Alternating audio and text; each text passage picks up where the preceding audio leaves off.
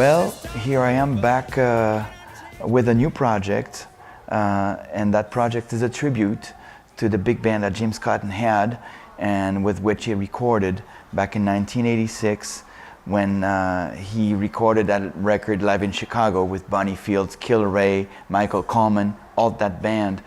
And I was last year in 2016, I was in Guyana, I was teaching, I took a break from playing music.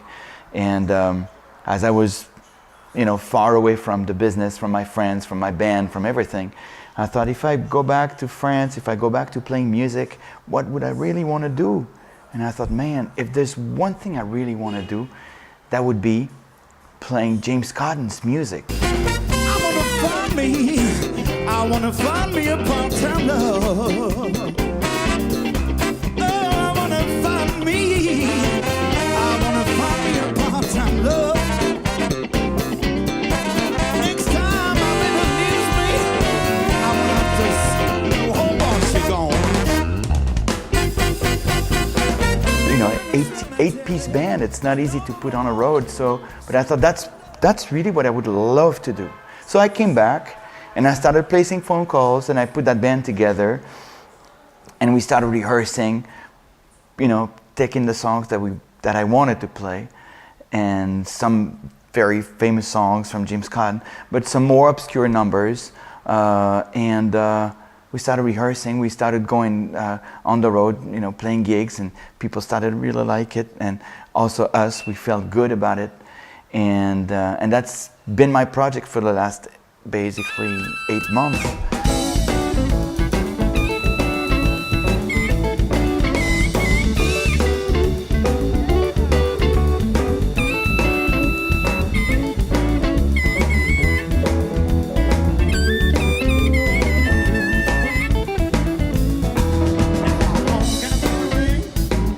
As long as the note it's done, how long can I bear it? As long as I know that stone, yeah. But I'm here to tell you just how long a fool can't go wrong.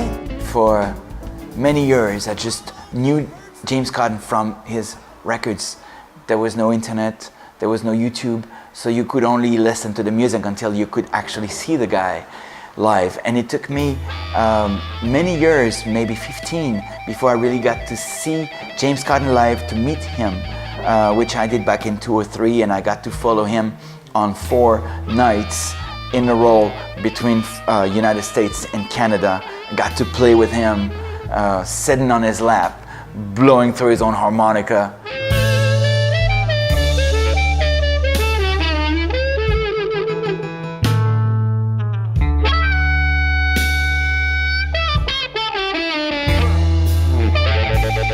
And then the same year, back in 2003, I got to record a live album in Boston featuring David Maxwell and the whole Super Harp record, that record that came out on Telarc. So it had Kid Bangam, Mudcat Ward, Dave Maxwell, and Per Hansen on drums.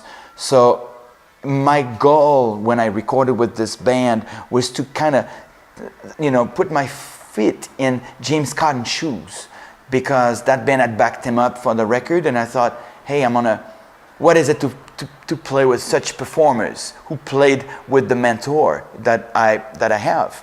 The same year, I met Killer Ray Allison in Chicago, and I brought him to France 3 times on tour, and we got to really, become good friends.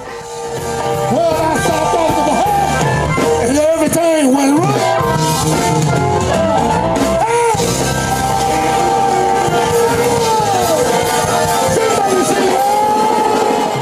Getting to experience the music from that angle, playing with Dave, playing with Killer Ray, helped me, I think, understand and approach better James Cotton's music.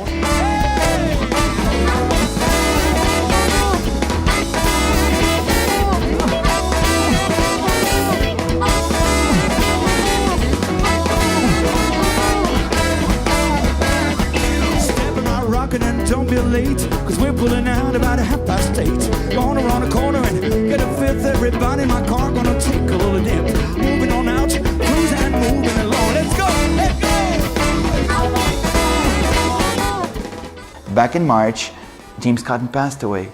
So all of a sudden it gave a different dimension to the project, because now not only I'm satisfying my own desire to play this music, but this band becomes a band that's carrying the torch, not only performing James Cotton's music, but also giving tribute to Michael Coleman, who's no longer there, Killer Ray Allison, who's no longer there, and different musicians from that band that are no longer there. So we play their music, we play their arrangement, and we continue the tradition.